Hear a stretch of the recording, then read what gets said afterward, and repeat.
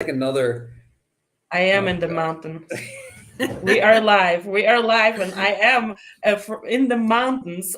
So, Andrew just told me, why did your camera freeze? I hope we will not have a deja vu the first time.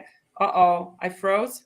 No, you're fine. I can still hear Unfroze. you. Guys, You're you going stay through. with us. If we freeze, doesn't matter. Stay with us. Okay, do we have a stable connection or not? Yeah, I mean, I can still hear you. We don't You're have the coming through. stable connection. Oh You're coming no. through. Okay. The mountains. Okay. It's in the mountains. So, okay, disclaimer at the beginning. I already see enough people live for us to start talking. I'm in the mountains in Colorado, in Breckenridge, right at this moment on vacation. But I'm taking here, if I could show you the mountains, you would see them. I'm showing you whatever world map I have behind. We might have a little bit of connection problems, but we're all used to it, right? We just wait for this to pass. And I see some people joining. We have, is it showing? Yes, we have Nan who already joined all the webinars. We have Raj, we have Katarzyna. So we are ready to go. I like the confidence with which you said that first name. You know, you just like went in for that unafraid.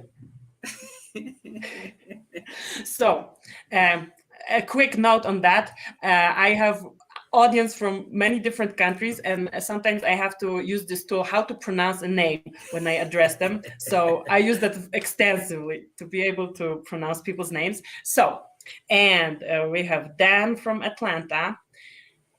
So we are going to be talking about patch sorter today. And Andrew, if you can prepare your slides, if you have any for today, then I will add them to the broadcast. But before we do that, I have received a couple of emails from all of you who have joined the first two webinars. And thank you so much. I answered some of them, and some of them I did not answer. I decided to address them here. So the first, oh, these are your slides now. The first thing, did we freeze? I apologize for the freezing. But it is still recording. So the first question is, so I have gotten requests, how about we do a more hands-on thing, something where that walks people through how to install it, and like more a workshop type of thing. So my question to you, Andrew, is like, how would you address that request? Do you have resources to do that? Do you already maybe have some materials prepared that people can look at GitHub or wherever you guys host all your tools? Tell me, what shall we do with this request? People want a tutorial. People want to not only know about those tools, which I think my mission is to talk about those tools so that those people who need them and want them can grab them and then figure out a way to install them. But how can they do this? Guide us through that. Where do we stand? So I think there's probably different tiers of users. There's probably the more tech savvy users that will be able to kind of follow. We have Wikipedia, not Wikipedia, but wikis set up for the tools that kind of explain their functionality and how they're installed and how they're used. We have documentation for those purposes. As well, we have some blog posts that were written by the developers or the team that's helped contribute to their creation that also further explain how to use them and how to install them and that sort of thing.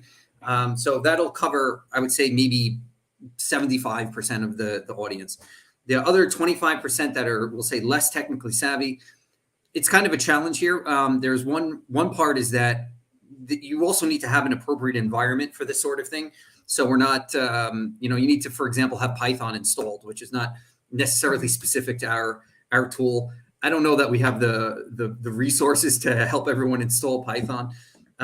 There's probably an opportunity here to create some type of a webinar where those interested can join, or maybe something like office hours where people can log in with questions and we can just kind of bang through them or show how to install things directly.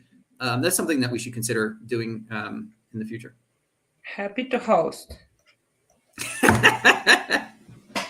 Does that mean you're going to If answer we- the questions, or do I have to answer the questions? No, I will host, and you have to show up, and I will just send you a link. see. You show up, you answer Oh, I questions, see. or you can have a delegate answer the question, because we know the team is big. At the last slide, we always see the team.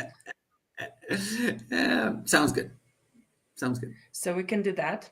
And I hope that explains a little bit, or puts it into perspective.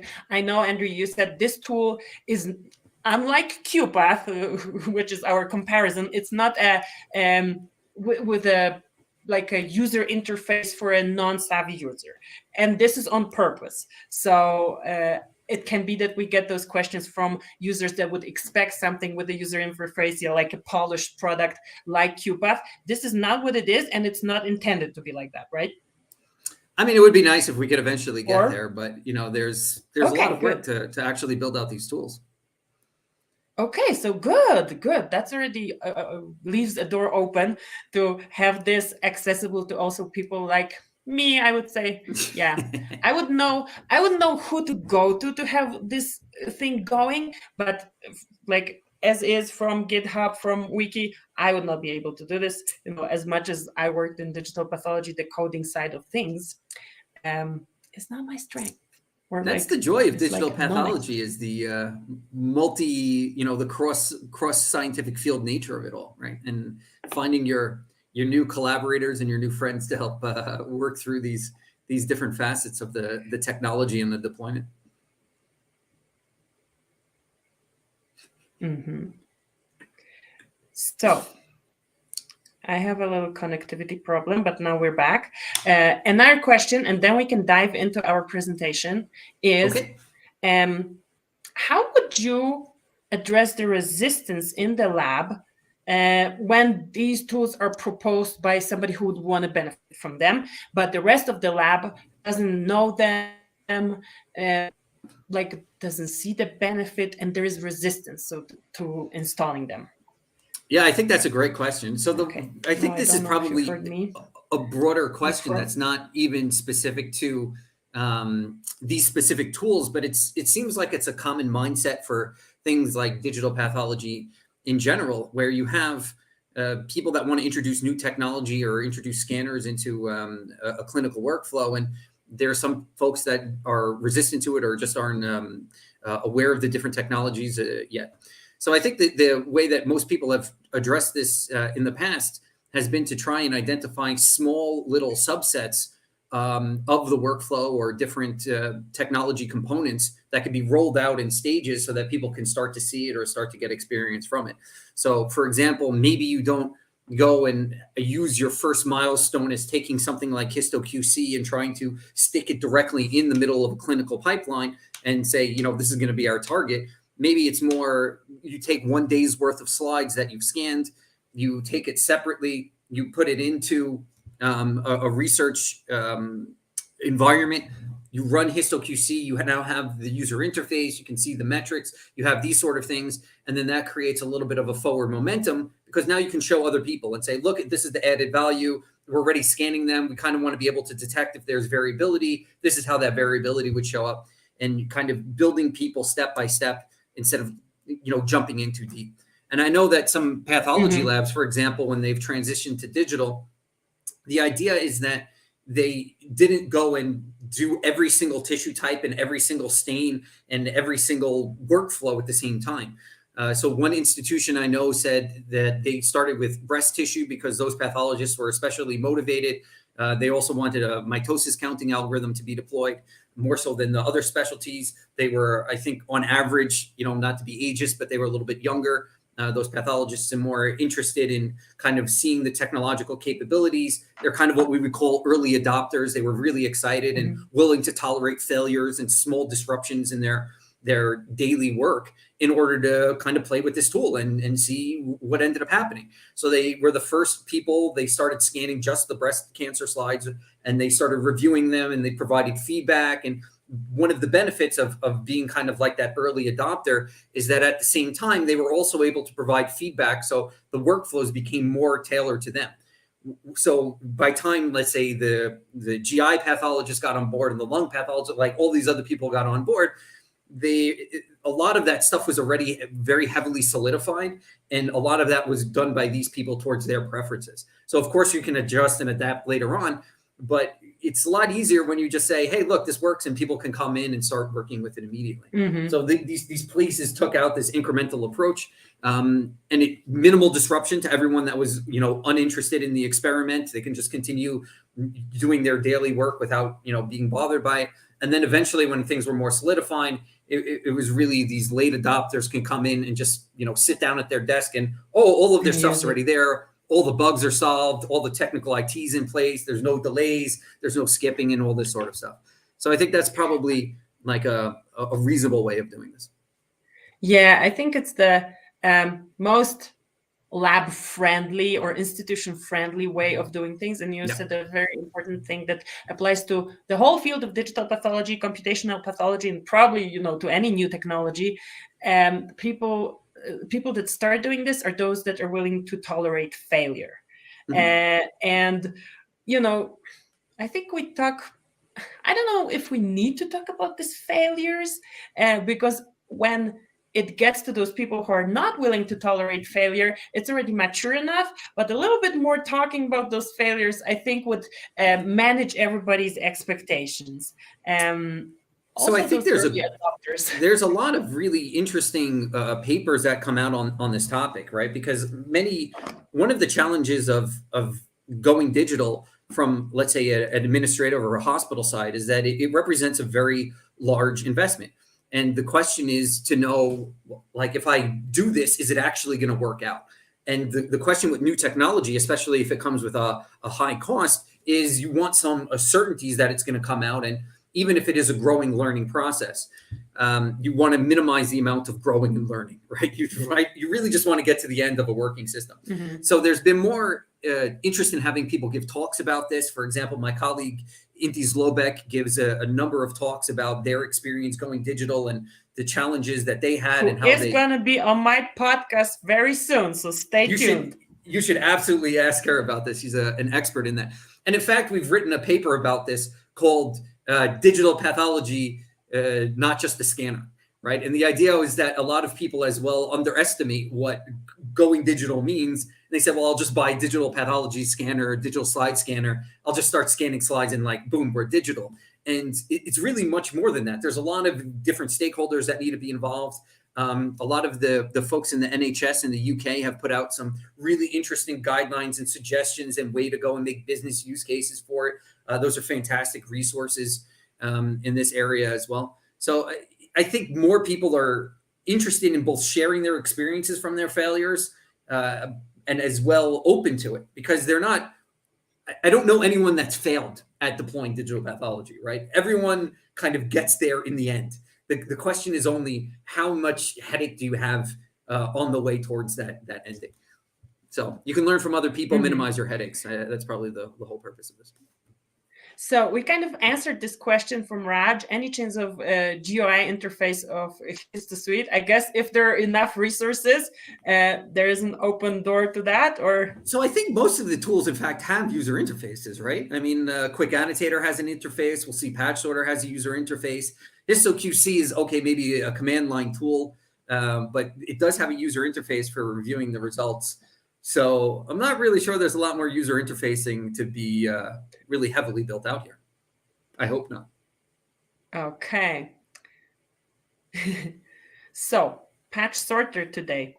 Yeah. What is Patch Sorter, Andrew?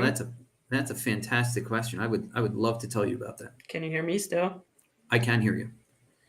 So Patch Sorter. Let's last of these tools here. So you might remember from our previous sessions, we begin here by scanning some slides. From these slides, we kind of do some type of computational digital pathology magic that leads us to have a image-based biomarker or some type of a digital pathology tool. This magic is really broken into two phases. We have pre-analytics, post-analytics. You'll remember that post-analytics are really the kind of things that you use for your particular hypothesis. For example, if you're interested in measuring lymphocytes near vasculature, that sort of stuff. Here, the HistoTools suite is for these pre-analytics. So we've previously introduced the idea of HistoQC for reproducible quality control, Quick Annotator for annotating objects. Today, we'll look at Patch Sorter for labeling these objects.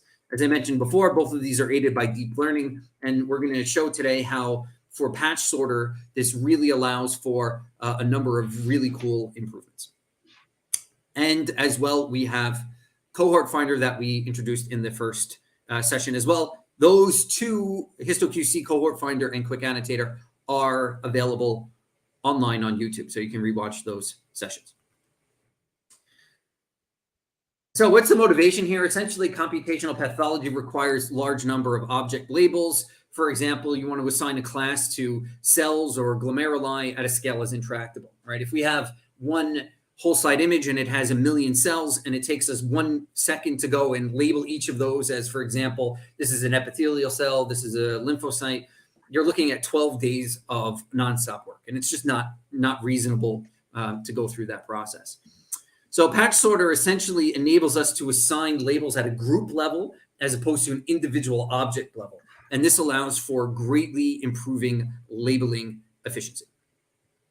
So the end result here is that we spend more time in, we get more labels in less time that are directly usable for downstream analysis. Or if you're a computational type person, you can use the output from this tool to train your own more sophisticated, higher order deep learning classifier of some sort. So what are the properties of Patch Sorter? First of all, like our other tools, it's fairly easy to install, assuming that you have a Python installed and a CUDA installed. It essentially uses many of the common libraries to image analysis. So PyTorch, OpenCV, and Flask. The user interface is web-based, and this is interesting because it allows for remote access if needed. This is especially nice because if you have, let's say, multiple gigabytes or terabytes of data, you can host it on a single machine, provide a URL, and you can bring the user to the data instead of trying to copy and paste around terabytes of data, which really just becomes infeasible at a certain point. On the other hand, you can use it locally on a machine. Your laptop will work fine, and there's no internet connection required. This is especially nice because it allows us, again, to work with unanonymized data in clinical environments if it's needed. It works with modest GPUs across all operating systems, so you don't have to go out and purchase a $10,000 GPU. Even the one that I have on my laptop here is sufficient for this purpose. Mentioned that already. What's interesting here, again, is that it uses deep learning, so it's really suitable for many different types of objects, as well as many different types of stains. We have a number of examples of that today. The backend also has a programmatic access to all the system components via REST API. So if there's things that you're interested in extracting or automating via Python or any other type of REST-enabled library, you can absolutely do that.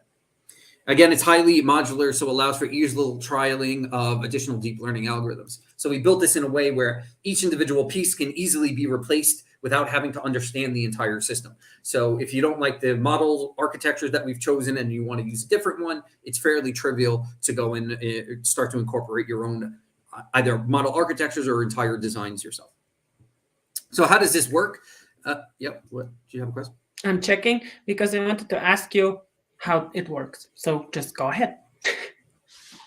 I mean, of course, I was going to cover how it works in a but I wanted to say, I mean, that was a dumb question of me, I admit, but it was more specific. So you said it was modular, and I was asking, and I think you're going to cover it. So you need to have a model trained for something like you had in the Quick Annotator, and then it shows you the patches that it needs to have annotated, right? So this essentially starts with a completely empty model, we'll say, or just randomly initialized weights. And it's actually you that is using the tool to train your own model. So it's really a model generation. So this is a tool for training. You don't have to have a model already pre-trained. Exactly. Yeah. Okay. So my question is not that dumb. No, it was a great question. It really operates in concert with it. So like as you're training, it's starting to help you, and you're starting to help it, and it's starting to help you. So together, both of you will be able to reach this maximal efficiency, if you will. So how does this actually work? First, we take individual objects that are extracted from regions of interest based on a provided segmentation mask. You may say something like, where do I get a segmentation mask from? I see that that's the question that you were about to ask. The answer, perhaps unsurprisingly, will be from Quick Annotator, right? So the idea is like these tools will fit together to allow you to really be efficient in how you do this. So you can use Quick Annotator to, for example, annotate cell nuclei. And then in patch sorter, now you can apply label very, very rapidly to those cell nuclei. So it becomes very fast and easy to label them through this web interface. And you end up with a prediction at the object level usable for downstream analysis. So we can kind of walk through here. We see that this is the, an H&E image. You got some cells here. It looks like the user has annotated some cells. So this is the binary mask that you provide. This is the output from Quick Annotator. We'll show you how patch sorter works. But then the output here is something that looks like this, where now you see each of these objects is a different color. And that's because the user has used the tool to assign them a label. So it's basically saying, looks like these blue ones are lymphocytes and the red ones are non-lymphocytes. So it's allowing you to label these objects. And this becomes especially interesting if you're trying to build image-based biomarkers. And the bottom, we see the same approach will work for a glomeruli. We have two fuller examples a bit later. Yes. So just quick question. So it's just one finger up this time. One finger is a small question. So in Quick Annotator, you decided to quickly annotate nuclei, and then your model detects nuclei. And then in patch sorter, you had just a binary mask in Quick Annotator, nucleus, non-nucleus. And then in patch sorter, you already have your nuclei, and you can say tumor cell, lymphocyte, macrophage, whatever. Yes. Okay. So now we're from binary, we can have multi-class models with the help of patch sorter. So in theory, you can go and build that's completely correct. I want to just kind of provide some context as to why we did that. It ends up becoming a lot easier to train deep learning models if you limit the scope of that particular model. So for example, if you only wanted to, you could in theory, let's say in Quick Annotator, only start to highlight lymphocytes. That'll work, but you end up with a lot more false positives and false negatives, and you're like really trying to go and get it to give you the exact results you want. As well, it becomes challenging because if the thing that you're interested in annotating is fairly rare, then you have to go through lots and lots and lots of images in order to find the one or two things that you're actually interested in. So it kind of becomes inefficient at that point. Let's say you wanted to do something like patch sorter. It's like macrophages for you.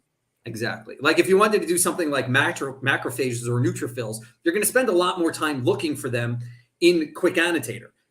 It doesn't make sense. Just highlight all of the cells, get all of the cells, and then bring it into patch sorter. And we'll show you how this space will allow you to very easily identify where those specific subsets are.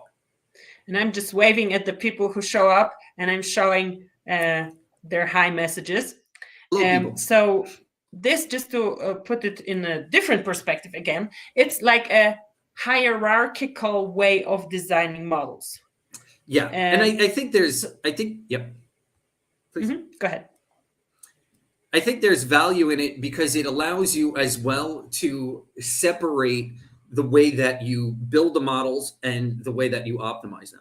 So for example, you usually have to pick maybe, for example, a patch size to train a deep learning classifier. And you say, well, in order to be able to identify the object, I maybe need a very low or I can use a low magnification, which will allow me to process it very, very quickly. At the same time, maybe I need a high magnification in order to differentiate a neutrophil from a lymphocyte. So instead of having to go and try and find a balance between these two, would seem like similar, but are actually distinct steps, you can now go and build one classifier very easily using the optimal settings for segmentation. And then you can build a second classifier much, much easier with different settings that are specifically tuned towards that labeling task. So by going and breaking these two apart, you end up having a little bit more flexibility. And the nice thing as well is that once your segmenting component works, you never have to think about it again. So you save it and you say, I'm just going to use this one forever. Now I can work on the labeling, and maybe you want to change the labeling a little bit in the future and say, oh, I want this one or whatever it is. But if you go and insist on these two things being combined, then you're essentially on the hook for finding a set of parameters that works well across both of them, which is not always easy or a guarantee to do, and hyperparameters as well.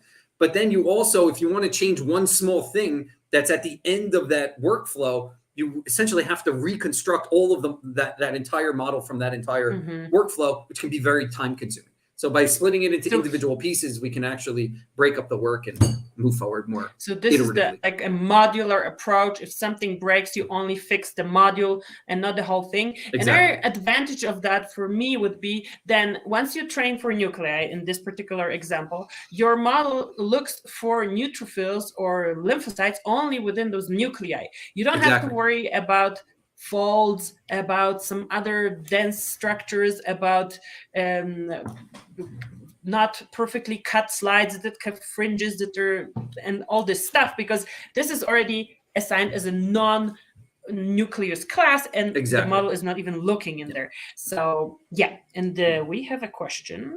So just to finish that idea that you had, the idea is even nicer because you're filtering at each step as well. So you're removing obvious stuff from one level so it doesn't go into the next level, and then that makes you more efficient at that next level. Well, if you try and tackle everything at the same time, it becomes a little bit more of a hassle to do that. And I've used both of these approaches with commercial tools.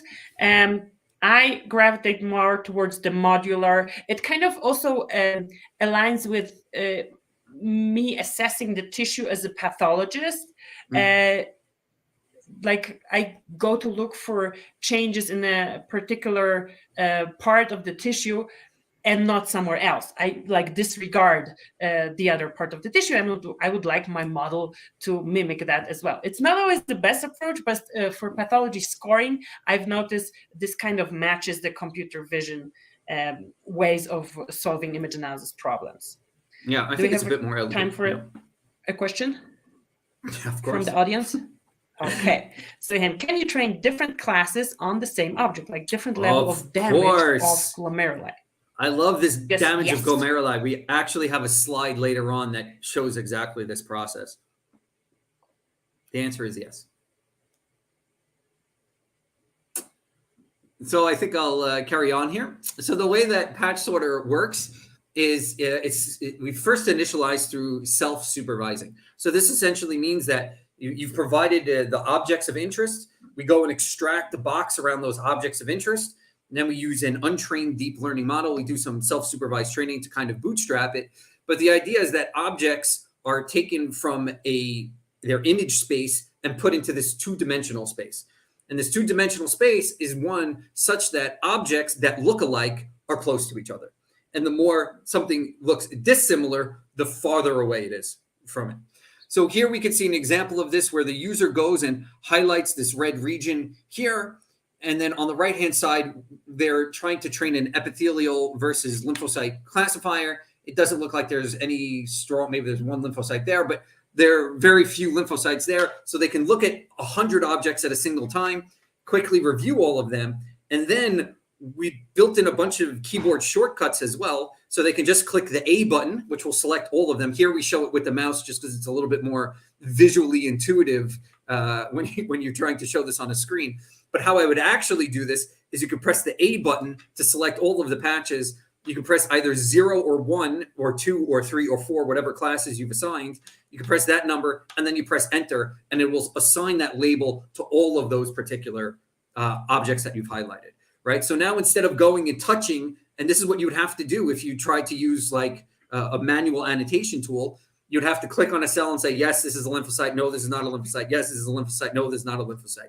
Here, with 2 clicks, you press A, and then you hit the Enter key. You've now assigned a label to 100 of them at a single time. So you're no longer really having to interact with those objects individually, and that's where you expect this speed improvement to come. As I mentioned, this is a deep learning-based tool, so that as you're providing this information, it's actually improving the embedding space. So this is the same exact use case that you saw on the previous slide, except it's been trained a few iterations of that deep learning algorithm. And you could see how the shape of those points have changed, right? It went from kind of a general information. This is a naive setting. It has no information from the user. So it's just done it completely, not arbitrarily, but the best that it could from the image data itself.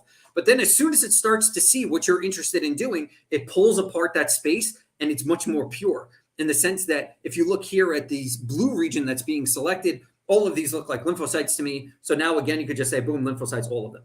And then it will continue to train that classifier. And then these objects get more and more spread apart, which allows you to even further iterate and annotate them faster.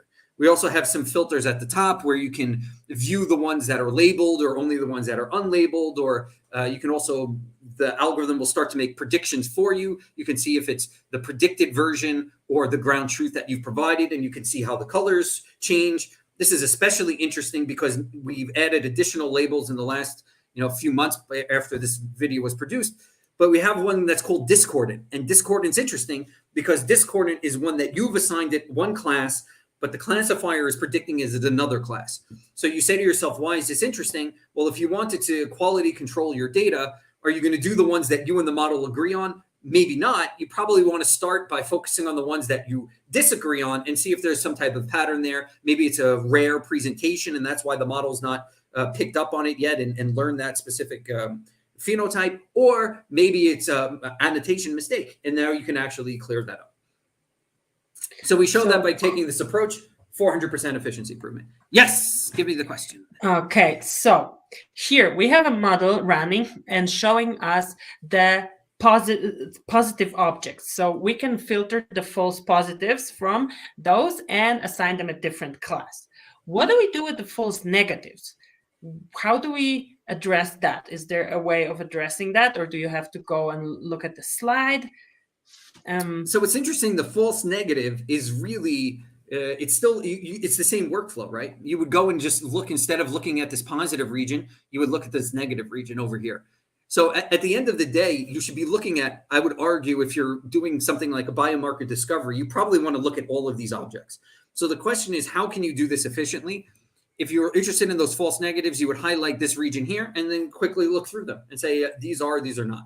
You can as well, interact with each of these individually and select this one, yes, no, yes, no, yes, no. There's like lots of different ways of interacting. But in general, as you're training, that space gets split. So hopefully the like things are presented near each other. Okay, and we have it, let's say, a couple of classes, and the whole image is divided into those classes. So we go through each class, and this is how we cover everything: false positives, false negatives. And one comment I wanted to make to this: often I get asked to annotate a full slide. It's not feasible to annotate a full slide for a pathologist. It would be feasible to annotate each tile, but then I would have to have it presented as tiles. And then I know, okay, this is my little tile. I can check every cell in there. But like visual, and then we calculated at some point how many tiles, depending how big those tiles is. But it's like thousands of tiles for one whole slide image. And this thing looks a lot more efficient to me. So I would argue, and we're putting out the paper now, the pathologist annotated like something like 200,000 or 300,000 cells using this. And what's interesting is that the more data that you get, the better that space actually gets. So you would think like, oh, if I want to label 1,000 things, or I want to label 10,000 things, the 10,000 things should take 10 times more. But that's not actually the case, because this is still going to go and provide grouping of these things. So if you have one object and you need to assign a label, or you have 10 objects that look exactly the same as that one object, the review time is not linear. You can look at a bunch of them at the same time, and the more data there is, the smaller that space that's around it is, and the more similar those objects are. So if I haven't tried it, this is part of the next phase of this tool, is to look at, my goal is 1 billion cells at a time. And I hypothesize by looking at 1 billion cells at a single time, you'll be able to draw a region. You'll have 20,000 cells that look exactly the same. And you'll say, oh yeah, all of those are cancer cells. Boom, one button. And then move on, and then move on, and then move on. So there's some really interesting opportunity there. Another thing that I don't think I have a slide on this, but the interesting part is that this was an easier example because these were very clean slides. The lymphocytes were quite clear and separable from the other cancer cells that were nearby them. The thing that we found, that when we started to go and use real clinical data and hundreds of slides from hundreds of patients, you start to have not very clear separation, but there's kind of a transitionary period where you start to show a pathologist, say, is that a lymphocyte? And they say, I have no idea. They're like, it kind of looks like it kind of like, they no longer become two discrete categories. They kind of become a sea that transitions from one to the other. And you don't really see this when you're looking at cells individually across a slide. Maybe you'll say, oh, this one, maybe yes, no, but it's hard to contextualize it amongst the other ones. Something nice about this tool is that because you're now looking at everything that looks similar to itself at the same time, this should hopefully help you either make decisions easier because you say, oh, this one's definitely not a lymphocyte. These are very similar. I'm just going to say no to all of those. On the other side of that, hopefully it at least allows you to be more consistent here, right? Because now instead of going in one day as you're looking at a million cells, you say, this is a lymphocyte. Maybe this one's not. I'm going to make this other decision. I'm going to make this other decision. And now you have some variability. I would argue that by going and having everything in a similar space, you reduce that variability. You're just going to assign the same label. Even if it's the wrong label, at least you're being consistent in that wrongness. And that allows your biomarker later works to, in fact, be more solid. Mm-hmm. So a super important thing you mentioned is there is a spectrum where the pathologist cannot say, and this is why you have IHC, this is why you have special stains, this is why not everything can be done on H&E, even though now a lot of effort and research is going into that because this is the most available way of diagnosing, but it's not the most discriminatory. And there is going to be a spectrum of things where a pathologist, I don't know how many years of experience, 20, 50, it doesn't matter. So just wanted to emphasize that. So I think that's a really valid point as well, because people, especially newer people in the field, not the pathologists, but I would say more the computational people, often don't appreciate what the origin of the data is and what its intrinsic characteristics are. So when you start to think, they say, oh, well, there's cells on a slide. Yes, it is. There's cells on a slide, but they're not guaranteed to be all of them ordered like molecules or like, some type of chain linear structure, right? Some of the cells are a little bit higher, some are a little bit lower. And then if you go and cut through them, you're not guaranteed then to cut through the center of a cell every single time. You may cut through just the top of that cell. You may cut through just the bottom of that cell. If some of the cells are not circular and they're elliptical, and you can cut diagonally through them, and they have different presentational properties as you go and cut through them in different ways. And that leads to a lot of ambiguity, because if you had all of the cells perfectly flat and all perfectly lined, then there would be a lot more consistency. But as soon as they start rotating around and you start cutting them through different planes, you end up with this ambiguity that really can't be resolved in that 2D space. Yes. Definitely. And we have your friend Jadip join us a little late. So yes, the blue and red dots were input from a quick annotator and then assigned classes. Yes, exactly that. Good job. You're taking the questions now. I love this. Right? I'm taking notes here. I have my I need you to host a webinar where you show people how to use these tools. So okay, let's do it. So for here, we showed this across 4 different use cases. I only have 2 images here, but they're on the subsequent slides. You'll see them, right? So we wanted to show 2 things. We wanted to show first that we can work across different scales, and these are length scales. So we look at single cell things like lymphocytes, non-lymphocytes. Then medium scale, we look at tumor buds to say if something is or is not a tumor bud. And tumor buds are defined as 5 or less cancer cells, so it's a little bit bigger. Then we look at kidney tubules and trying to identify them as distal, proximal, or abnormal. And then we look at glomeruli, which is, I think, a larger structure, and there's more heterogeneity there, making it a little bit more challenging. And we try and classify them into segmentally sclerotic, globally sclerotic, or non-GSSS, which would kind of call like the normal class. What we did here is exactly the answer to the question that we had before. Exactly. Fantastic use case. Okay. I can see into the future and build slides for anticipated questions. Yes. So we compare this patch sorter against another tool that we built called Quick Reviewer. This is available on my GitHub. You could just search for Quick Reviewer. Quick Reviewer is essentially you go and provide it similar binary masks, and it's a manual tool that allows pathologists to review things sequentially. So normally we'll use it for things like a tile, and we'll say, we estimate high lymphocyte infiltration status. Do you agree? Yes or no? Or you can go and have other things that say, how would you rate the grade of this prostate cancer? And you have the options at the top, and the pathologist can click it and then click next. Then they can log off. When they log back in, it takes over where they left off. So it's a very nice kind of, again, opportunity to collect data from external colleagues without having to transfer large amounts of data to them. They just sit in their web browser and they can go and chug through these. And pathologists like these tools. So we basically wanted to compare the efficiency between that manual approach, where you're actually interacting with each individual cell or glom or tubule and assigning it a particular class, versus trying to use patch sorter. And we wanted to compare the efficiency between these two approaches. To do that, we came up with this metric called labels per second. So if you're going to spend 1 minute, which is 60 seconds, how many labels did you get out of that? You can kind of create a ratio between those.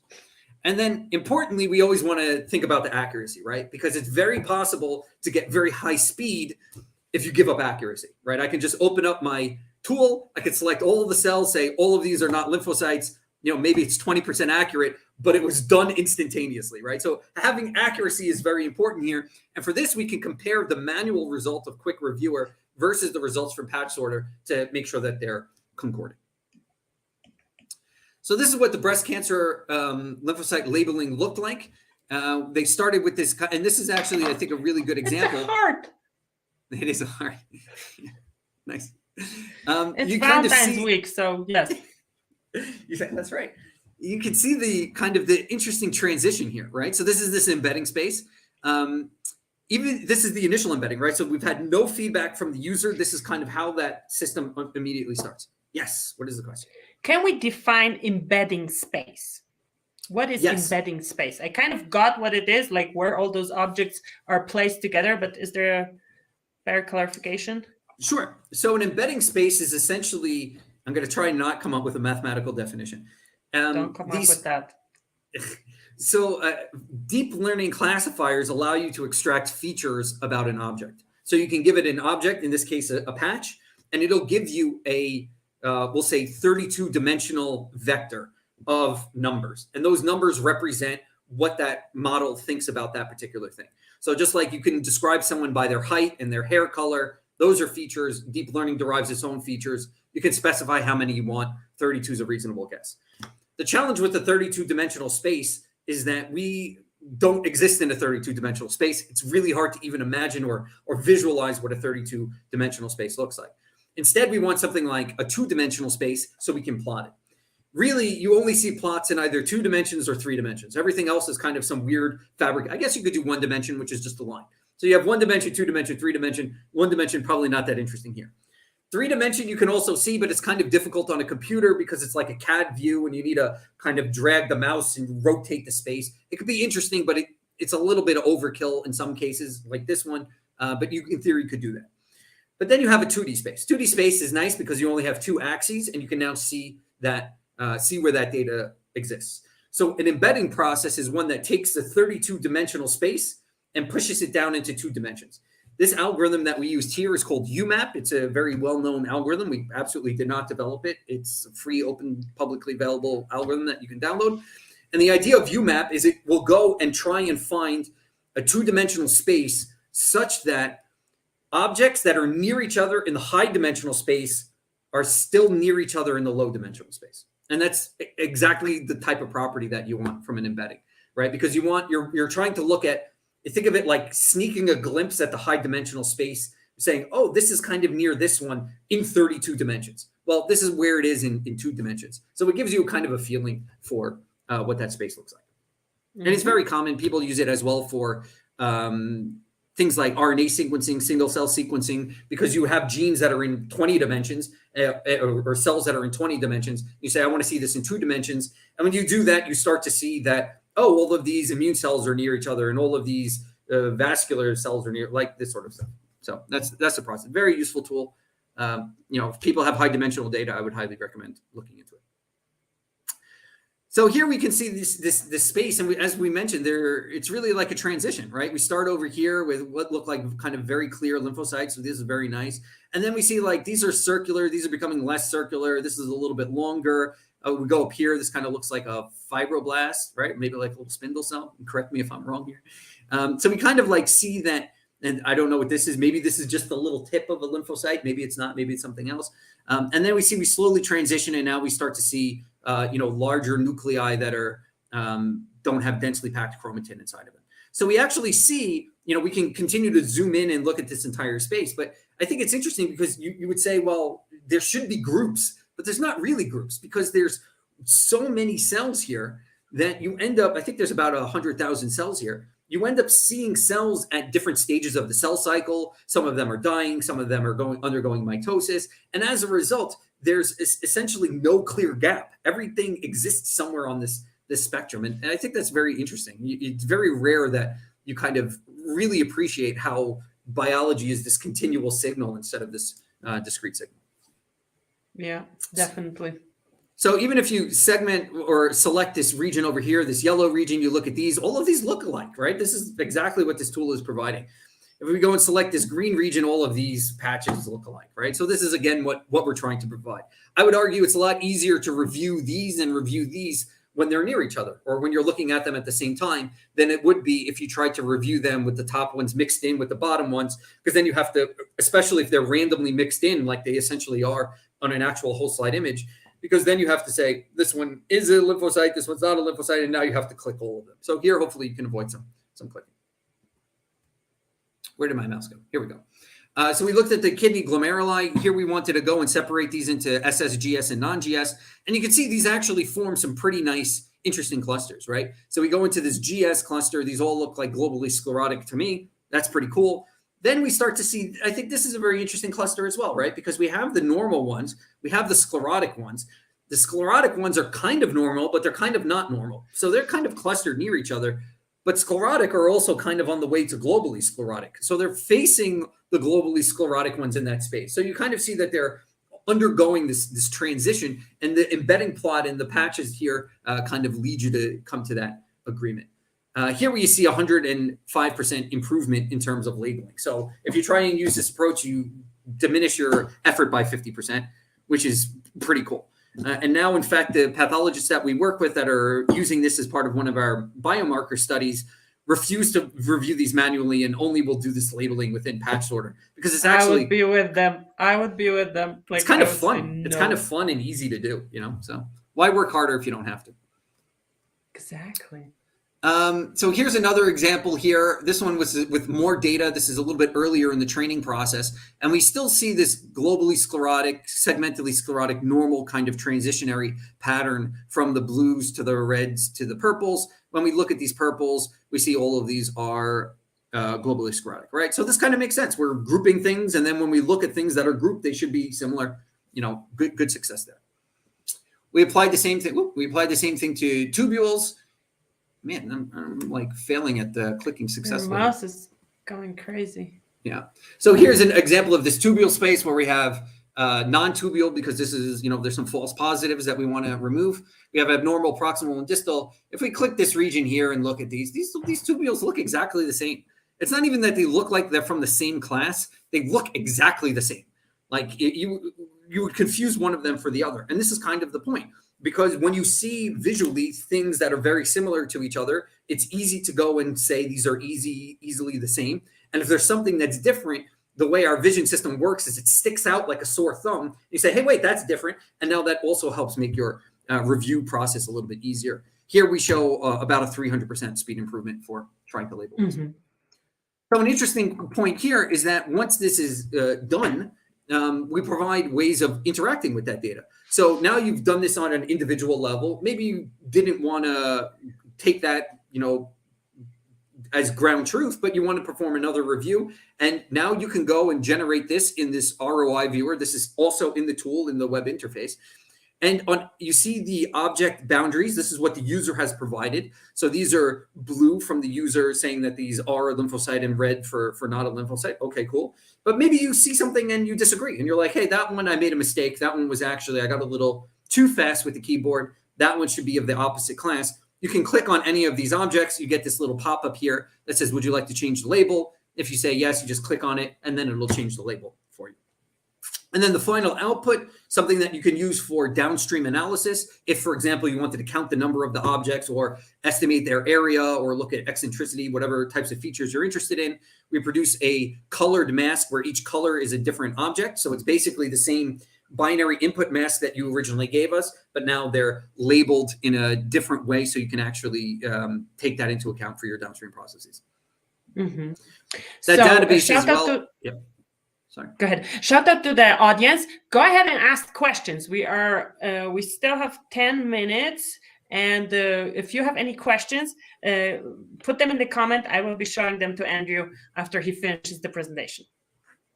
So now I'm under pressure to finish this in less than 10 minutes. Ooh, tricky. Yeah.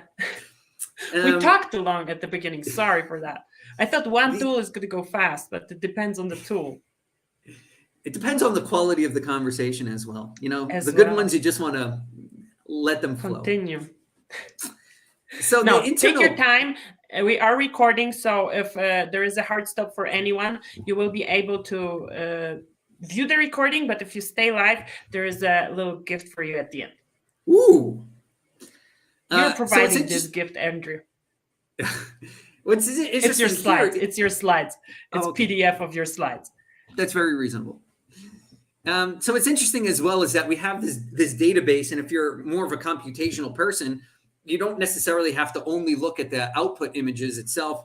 If you wanted to train your own deep learning model, so we've, again, similar to Quick Annotator, we've made a number of shortcuts to allow for this model to train as quickly as possible and still provide good results, right? We don't want the user to go and annotate something and then click train, and then it takes 3 days to train, right? This is not an acceptable thing. We want as real time as possible. So we use a smaller model, and there's some other limitations there.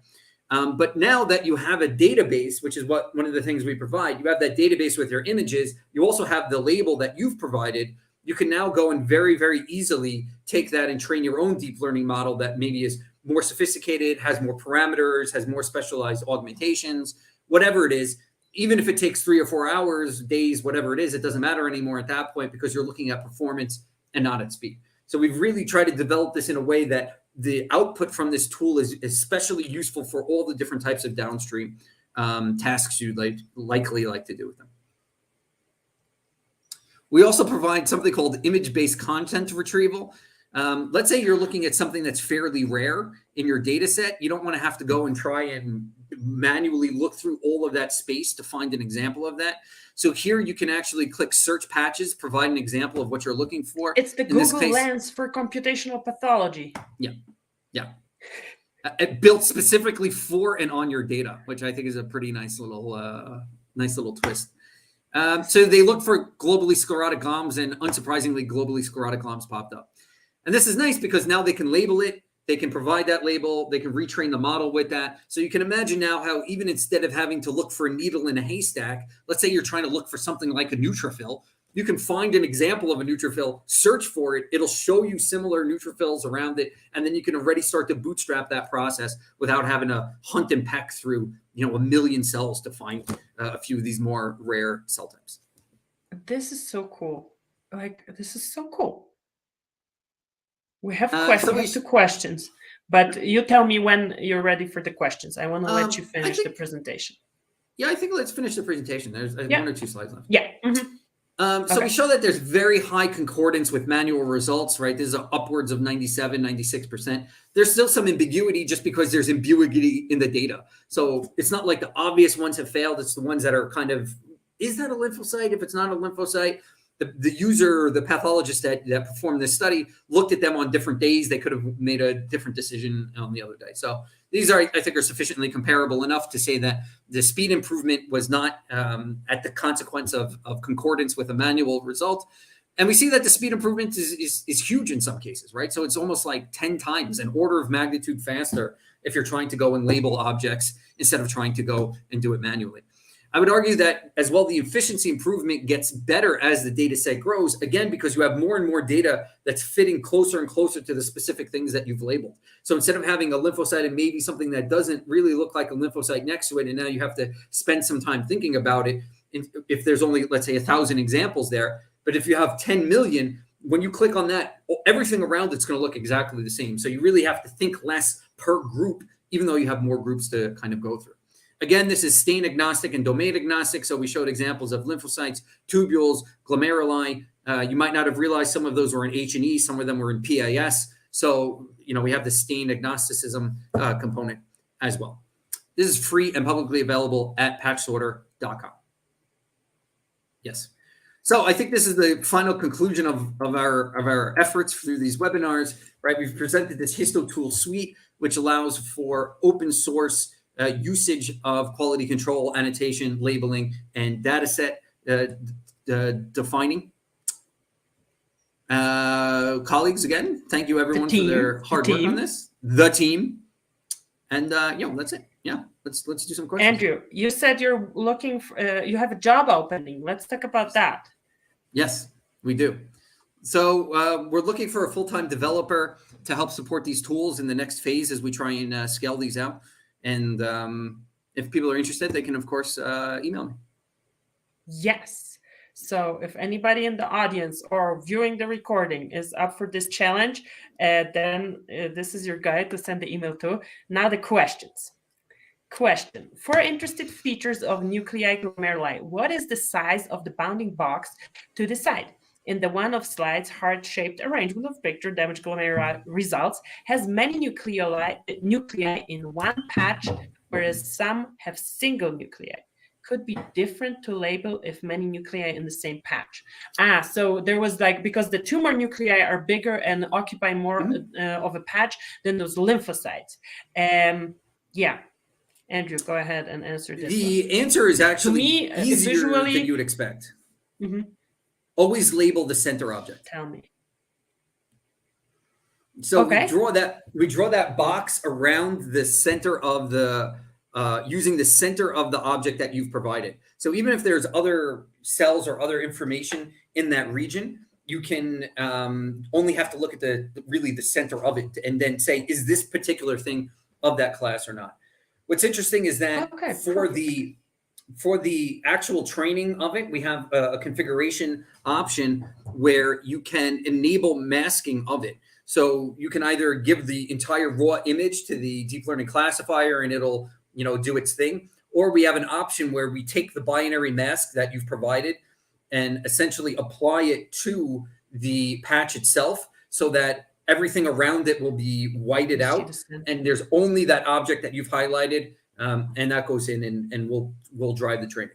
Now, what's interesting is that it depends on how your algorithms work. Sometimes that's beneficial. If you're looking at glomeruli, it's probably beneficial.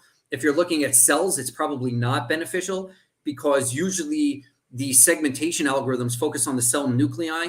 And often you want to see if the cytoplasm around it to identify if it's a lymphocyte or if it's a plasma cell. To get a little bit more context. Right. You need that context. So for just certain, like a pixel level. Exactly. Another question. Does it provide output per objects? Is that enough detail to answer the question? Or do we need more think detail? It does provide. So we have at the top we have statistics that show how many of each object there are. And each of we also show like percentages of each class. If you're interested in other things, you can just iterate over those images and figure out the rest of the stuff. But yeah. And when you can export this as annotations as well, right? Yeah. Well, I mean those binary masks, we output the annotated versions of those, so you can use those from Annotator already. So they are as annotations. Yeah. So now I have a couple of questions. We talked about the job, so whoever wants to apply, not too many, don't worry. Now, do you have any industry collaborations? And let me tell you why I'm asking this, because this is also why I'm promoting those tools, because I hate reinventing the wheel. We said that a couple of times, that I hate when people reinvent the wheel. And I interacted with several commercial softwares for whatever tissue image analysis purposes they're being used, or viewers. And I have, in every single one of them, I see a piece that could be incorporated. And you know what I do? I say, here, this is it. Can you take it? Can you like somehow do it? But of course, I'm not the person. Everybody has their own priorities. But do you guys have something like connectathons or some kind of workshops together where industry partners come to you and like want to benefit from your features, or you help them out how to incorporate them to basically provide a better user experience in advanced digital pathology faster? So that's a very interesting question. I would say that no industry I can host. people have reached out, and I think one of the reasons why is because if they were interested in those features, since the tools are free and publicly available, they could just go and take them. It's not like they need my permission to do it. We've intentionally selected the most permissive open source licensing. So again, they can go and take any components that they want if they think it's going to be beneficial to their colleagues, collaborators, or even customers. And I strongly encourage them to do that, right? We want to get the most utility for our hours invested, even if it isn't, rewarded in recognition or whatever it is. Yeah, so that's how I understand why you're doing this, because you want to advance the field, and the industry partners, industry software is the other part of this field. So and you decided for the open source model, not the paid model where you have customer support. They decided for the paid model where stuff is being paid for. Do you like would you be open to such a workshop at the conference? Sure. Do you think it would be, because there's you can find any information online, like this webinar, right? People could find this information online, and yet we had like 1,000 views in total of all those webinars. It's not that I'm like showing something super unique. It's out there, people can grab it, and yet they came to see it in a different form.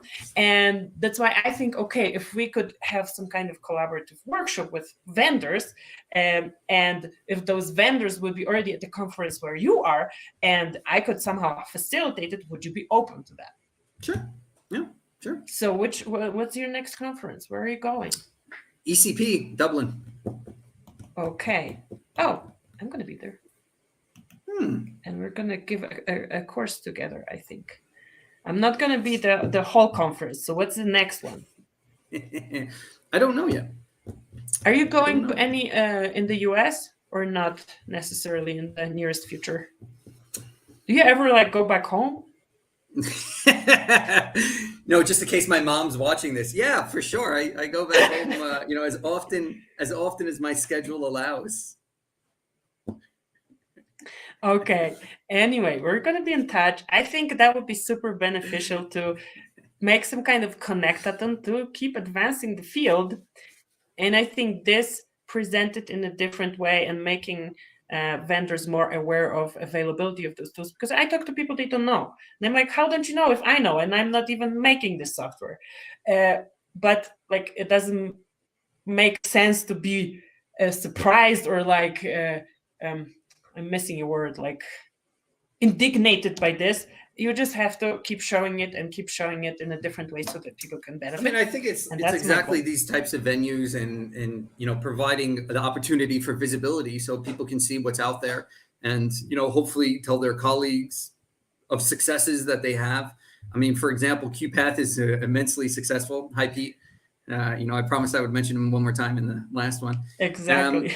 I think QPath is so immensely successful because people used it and they said, wow, this is really useful. And then they told their colleagues, and then they told their colleagues. I'd be interested in seeing what those growth curves look like in terms of, it's probably not even possible to figure out, but if people are learning about that tool and downloading it because of manuscripts, are they learning about it through word of mouth, or did someone happen to type in digital pathology software and QPath came up and they said, wow, this is fantastic. And that's how they got it. I don't know that there's a lot of organic search traffic that results in that. I think it's more. So let me tell you about organic search traffic. I have one post on my blog. This is since I started the blog, this is the highest performing post. I think now it's 8 free open source tools for digital pathology. And nice. For tissue image analysis, not for digital pathology. So QPath, of course, is there, and this is, I don't know how many searches a month I get for this, but like a couple thousand. So yeah, okay. And it's Thank also you so interesting much. to note that like different people are looking at this at different times in their life cycles, right? So it's as more hospitals and more research and more pharma and everyone starts going more towards digital, there's increasingly large numbers of people, because it's not a single person that's affected by this, right? If you install a digital workflow, it's not one person that benefits. It's going to be a number of people, and then all of those people are likely searching for these things, and that happens at many different sites at different at different time periods. That's quite different than buying a car, because everyone already knows what cars are and kind of has an understanding of the things that they do want in a car or things that they don't, whatever it is. But people that have only used a microscope their entire life are now suddenly saying, "Oh, we have the option of going digital. What does that actually mean? How would that change my day-to-day? Are there tools that I should be using?" And then this kind of goes in, I think, has this constant churning. And we're only going to see more growth in the field in the near future, because the number of hospitals and places that really have the full throughput that is desired is still quite small. So there's lots of room to grow. Mm-hmm. And lots of room to talk about it. So that's good for me. I'm going to keep talking about it. Okay. Thank you so much to everyone who was live.